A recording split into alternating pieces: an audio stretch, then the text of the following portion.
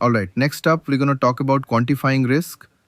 And here we'll use the 2 by 2 table to create formulas as well as help simplify these wordy concepts. As you may have gathered by now, having a decent grasp with this 2 by 2 table is key for most of your biostats questions, and it's going to show up on all levels of the USMLE as well as COMLEX. All right, let's get started by talking about risk, looking at the odds ratio. Do you remember what type of study uses the odds ratio? There you go, case control studies.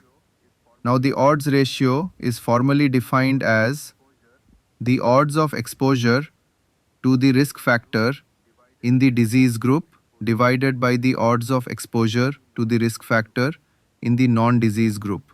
Or if we were to put this more simply, does the exposure to the risk factor increase the odds that you have the disease in question? And if it does increase the odds of disease, how strongly is the exposure associated with the disease? In statistical terms, this means that the exposure is more associated with disease than chance alone. So looking at our 2 by 2 table here, we can compute the odds ratio in 3 easy steps. And this will eventually become one easy step. Alright, so first up, we need to determine the odds of an individual having the disease, given that he or she experienced an exposure. This can be written as A over C, where A is people with both the disease and the exposure, and this is divided by C, which is the number of people who got the disease without being exposed. In our second step here, we need to figure out the odds of developing the disease without an exposure. This can be written as B over D, where B is people with an exposure who are healthy, divided by D, which is the number of disease-free, exposure-free individuals. And for our third step here, we're going to compare the two groups and quantify our odds ratio. To do this, we divide step 1 by step 2, and it works out as follows.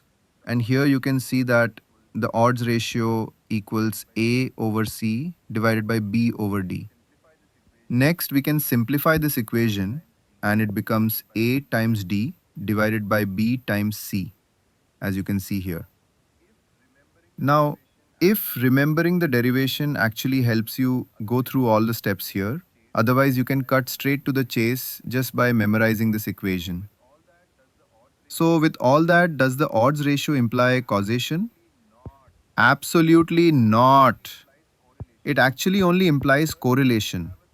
Here, you could have a third variable or a co-founder that is both associated with the exposure as well as disease. So don't get fooled. The big thing to remember here is that odds ratio gives you a correlation but not a causation. So what if you have a really rare disease with a very low prevalence? Here, the odds ratio actually approximates the relative risk.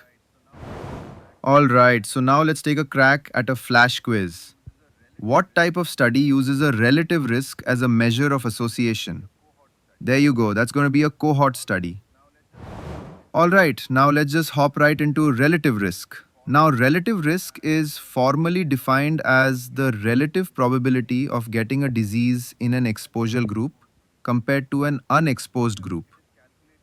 Here, it is calculated by the fraction with disease in the exposed group divided by the fraction with disease in the unexposed group.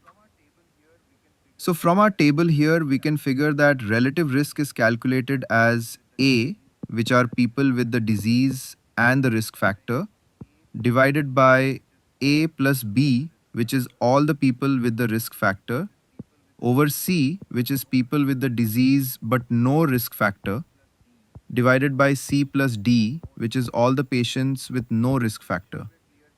And just to make sure we're clear here, A stands for people with the disease and the risk factor, and A plus B stands for all the patients with the risk factor, and C stands for those with the disease but no risk factor, and C plus D are all the patients with no risk factor. Now that we have the formula for relative risk, let's discuss what each relative risk value represents. Now, if the relative risk value equals 1, then there is no association between disease and the exposure. And if the relative risk is greater than 1, then you know the exposure is associated with increased disease occurrence. Or to say this another way, the exposure here is protective against the disease. So, for an example here, if you take the exposure of smoking, it is likely to have a relative risk greater than 1 for coronary artery disease, while exercise likely has a relative risk less than 1 for coronary artery disease. Now, relative risk reduction is directly related to the relative risk, and it's defined as the proportion of risk reduction that is attributable to the intervention as compared to the control. So, to put that as an equation, the relative risk reduction equals 1 minus the relative risk. So, for an example of this, let's say you're on the Titanic and you're giving out life jackets. And let's say 20% of the passengers that get life jackets drown, whereas 80% of the passengers without a life jacket drown. So, from this, if we wanted to calculate the relative risk, it would be 20 over 80 or 25%. And now, if we wanted to calculate the relative risk reduction, it would actually be 1 minus the relative risk, or 1 minus 0.25, which would equal 0.75 or 75%. So, the relative risk reduction of drowning with a life vest is 75%. So, now let's discuss another important parameter when quantifying risk. This will be the attributable risk, which is the difference in risk between the exposed and unexposed groups. To ask that another way, it's how much more does a specific exposure place the patient at risk. An example of this might be a patient jumps off one stair versus a patient jumps off 13 stairs. How much extra do the 12 stairs contribute to the risk of spraining his ankle? Now, the attributable risk is calculated as A divided by A plus B minus C divided by C plus D. Here, A plus B is everyone with a risk factor and C plus D is everyone without a risk factor. So, for another example, if the probability of getting pneumonia in a smoker is 2/3, while in a non-smoker it's 1/3, we could conclude that the proportion of pneumonia occurrences attributable to smoking would equal 1/3. Next up, we're going to talk about the absolute risk reduction. And this is the decrease in risk associated with an experimental treatment as compared to placebo or the control. Here, the attributable risk, as we just talked about, and the absolute risk reduction are important because they are used to calculate the number needed to treat and the number needed to harm. All right.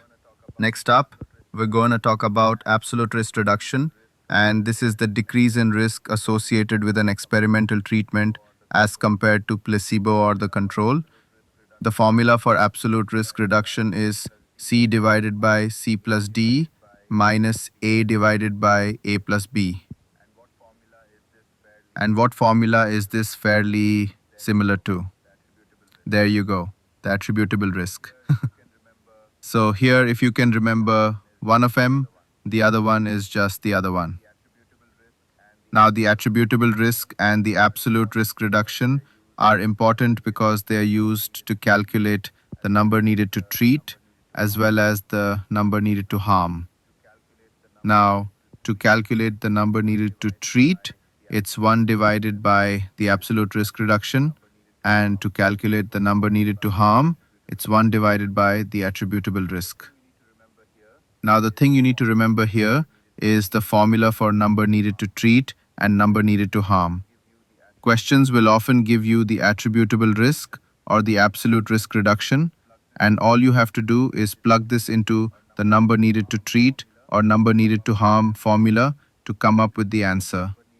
You can think of number needed to treat as the number of people you need to give an experimental treatment to prevent one person from getting the disease of interest.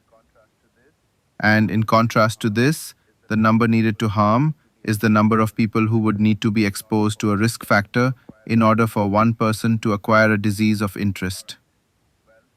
All right. Well, that's going to wrap up.